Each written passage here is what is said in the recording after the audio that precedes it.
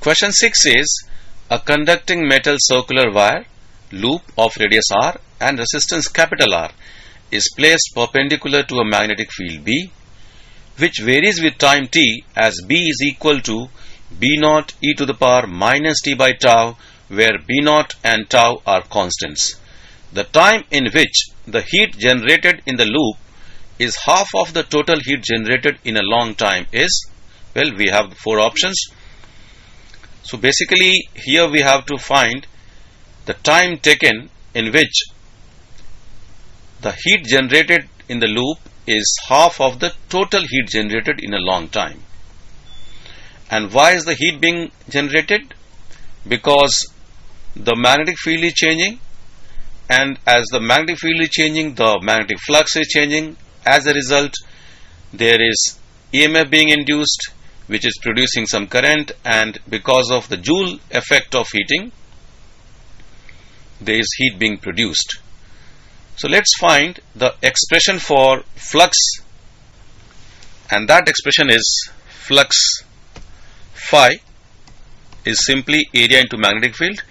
The area will be pi r square, so that is pi r square. The flux is pi r square B naught e to the power minus t by tau. We can see that this flux is a function of time t, and well, mod of d phi by dt, the EMF produced will be then pi r square B naught, and derivative of this is minus 1 by tau e to the power minus t by tau, and of course we put a mod sign here too. So we can see that the EMF, or the magnitude of EMF V as a function of time t, is equal to pi r square B naught by tau e to the power minus t by tau, which means instantaneous power, instantaneous rate of heat being produced, which is power dissipated, is given as V square by the resistance R, and that is equal to pi r square B naught by tau the whole square into 1 by R, and this term will become e to the power minus 2t by tau. This is the rate of heat being produced. Let's find the expression for heat produced in time t, and from that we will also get the heat produced in a long time. So H will be integral of p dt 0 to t, and what we can do is this is a constant term, so we can substitute this by, let's say, letter k, so that our writing becomes easier. We don't have to write all that term, and so value of H is simply k, which we can keep outside the integral sign, into integral e to the power minus 2t by tau dt 0 to t, and that will be equal to k divided by, here the term will be minus 2 by tau into e to the power minus 2t by tau. The limits are 0 to t.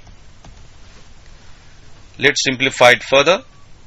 So the H in time t is k tau by 2 1 minus e to the power minus 2t by tau. Okay, so the total heat produced, H total I can say, for which I take the value of time t as infinity, so this term will become simply 0, and H total is then k tau by 2, and according to the question, H, we have to find the value of t in which h is half of this value.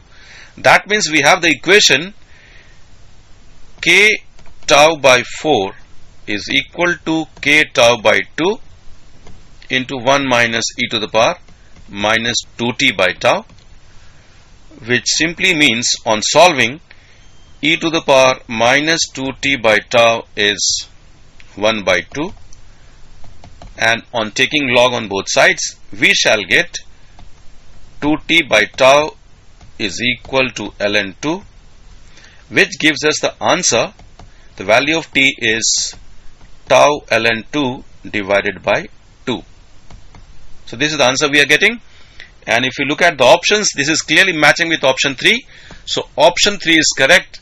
Let's now go to the next question.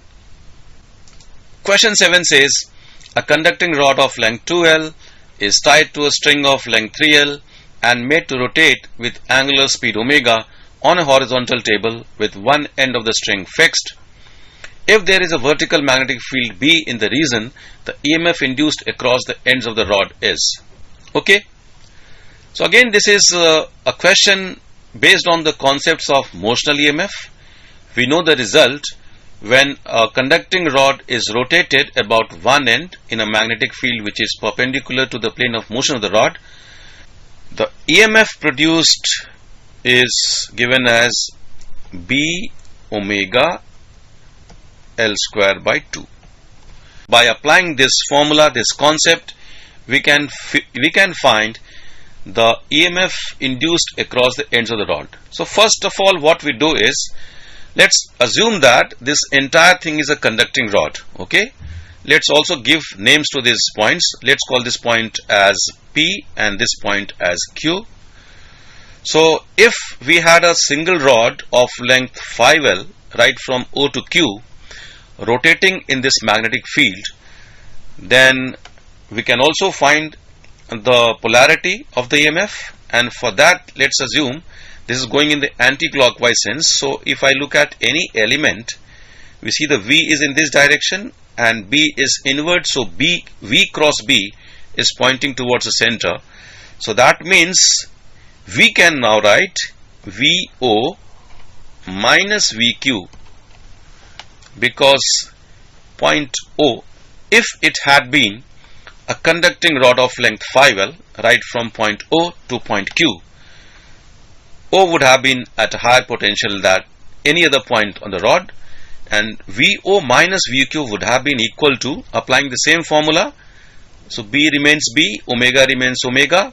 For L we had a 5L, that means 25L square by 2, and by the same logic VO minus VP could have been given here. Since this length was only 3L, so this would have been equal to B omega 3L whole square, that means 9L square divided by 2. So we have one equation here, the second equation here, and we can subtract second equation from the first equation. By doing that, we get VP minus VQ equals B omega by 2, or 25L square minus 9L square is 16L square. On simplification, this simply is B omega, in fact 8B omega L square. Pretty simple, isn't it? This is matching with option 4. So option 4 is correct for this question. Let's go on to the next question. Question 8 says, a rectangular frame with sides L and B and a long straight wire carrying a current I are placed in the same plane as shown in the figure. The frame translates to the right with a constant velocity v. The EMF induced in the frame at the instant when x is equal to b is, and the four options are given here.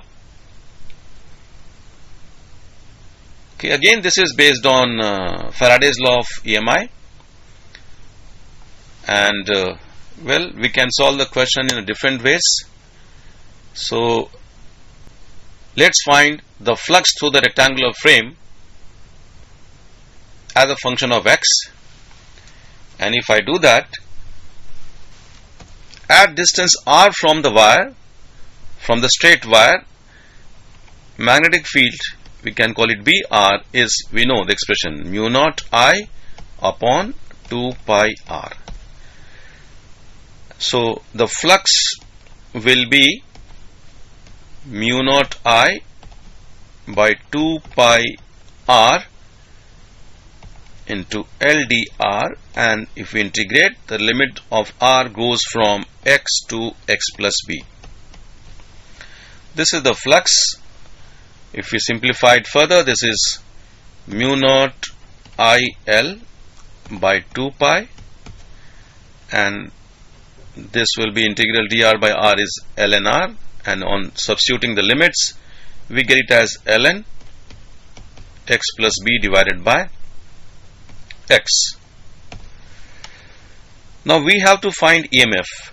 So this is d phi by dt. We are supposed to find EMF, and EMF we can say is minus of d phi by dt. Let's find the magnitude of d phi by dt, and that is the EMF. And if we do that, we can see that all this term is a constant term. We need to differentiate this. Well, the EMF is derivative of this, and which is equal to mu naught IL by 2 pi. Now ln x plus b by x is ln x plus b minus ln x, and so we can split it like that and then differentiate with respect to t. So if I do that, I get it as 1 by x plus b into dx by dt minus 1 by x dx by dt, and now we replace dx by dt by v and x by b.